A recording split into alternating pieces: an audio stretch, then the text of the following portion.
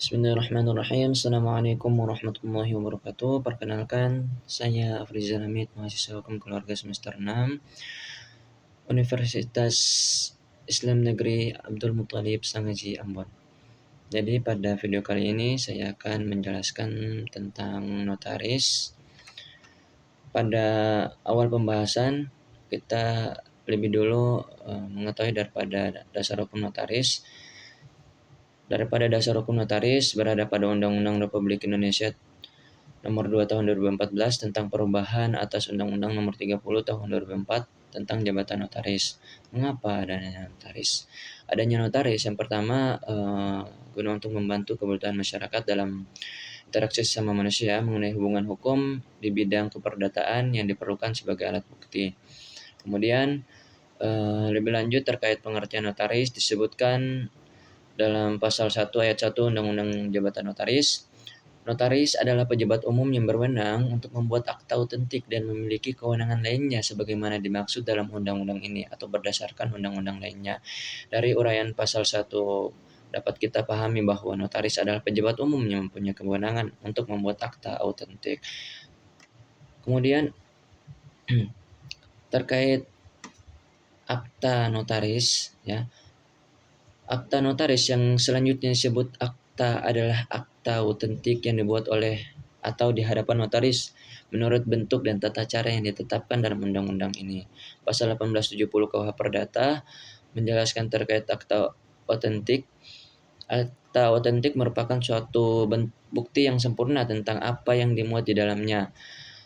Melihat daripada pasal 1868 KUH Perdata yang menjelaskan terkait akta autentik, yakni suatu akta yang di dalam bentuk yang ditentukan oleh undang-undang, dimuat oleh atau di hadapan pejabat umum yang berkuasa untuk itu di tempat di mana akta dibuatnya. Kemudian kewenangan notaris. Melihat pada pasal 15 daripada Undang-Undang Jabatan Notaris, notaris berwenang membuat akta autentik mengenai semua perbuatan, perjanjian, dan penetapan yang diharuskan oleh peraturan perundang-undangan dan atau yang dikehendaki oleh yang berkepentingan untuk dinyatakan dalam akta autentik. Kemudian menjamin kepastian tanggal pembuatan akta, menyimpan akta, memberikan proses salinan dan kutipan akta, semuanya itu sepanjang pembuatan akta itu tidak juga ditugaskan atau dikecualikan kepada pejabat lain atau orang lain yang ditetapkan oleh undang-undang. Lebih lanjut terkait kewenangan daripada notaris, yang pertama mengesahkan tanda tangan dan menetapkan kepastian tanggal surat di bawah tangan dengan mendaftar dalam buku khusus. Kemudian membukukan surat-surat di bawah tangan dengan mendaftar dalam buku khusus. Lebih lanjut, membuat kopi dari asli surat di bawah tangan berupa salinan yang memuat uraian sebagaimana ditulis dan digambarkan dalam surat yang bersangkutan. Kelima, memberikan penyuluhan hukum sehubungan dengan pembuatan akta karena membuat akta yang berkaitan dengan pertanahan atau membuat akta risalah lelang. Kemudian pembahasan yang berikut mengenai tugas daripada notaris. Yang pertama, tugas daripada notaris membuat akta autentik sebagai alat bukti yang sempurna. Lihat pasal 1870 KUH Perdata. Kemudian yang kedua, akta autentik dibuat dalam bentuk yang ditentukan oleh undang-undang dan atau di hadapan pejabat umum yang berwenang. Untuk itu di tempat di mana akta itu dibuat. Lihat pasal 1868 KUH Perdata. Kemudian yang ketiga, dalam menjalankan sebagian kekuasaan negara di bidang hukum perdata untuk membuat akta autentik sebagai alat sempurna agar tercapainya kepastian hukum.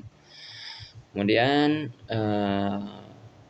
melihat pasal 17 Undang-Undang Jabatan Notaris terkait kode etik atau hal-hal yang harus semestinya dipatuhi oleh notaris.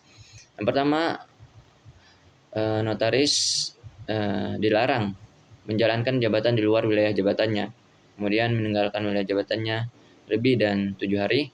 Kemudian bekerja berturut-turut tanpa alasan yang sah. Keempat, merangkap jabatan sebagai pejabat negara.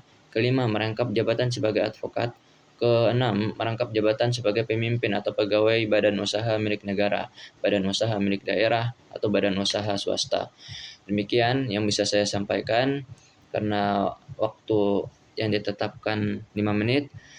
Jadi saya akhiri dengan mengucapkan alhamdulillah. Assalamualaikum warahmatullahi wabarakatuh.